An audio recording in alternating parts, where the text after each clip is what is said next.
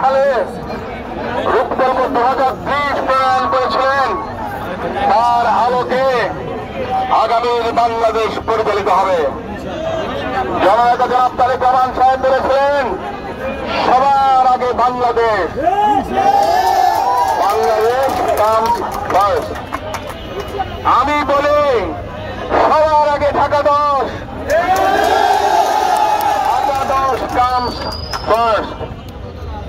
আমরা বাংলাদেশে 300টা কনস্টিটুয়েন্সির মধ্যে এই ঢাকা 10কে পরিবর্তন করে দেবে আমল ভাবে।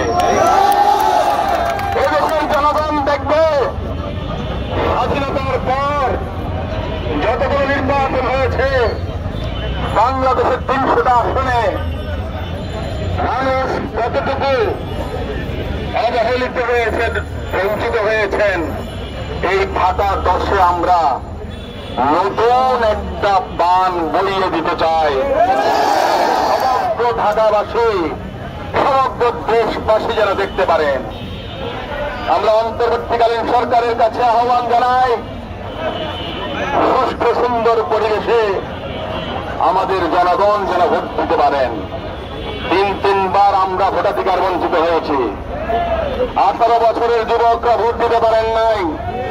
4.5 কোটি নতুন ভোটারের কাছে আমার উদাত্ত আহ্বান, দেশনেত্রী বেগম খালেদা জিয়ার আহ্বানে সারা দিন, জনগণের নেতা জনাব তারেক রহমানের আহ্বানে সারা দিন।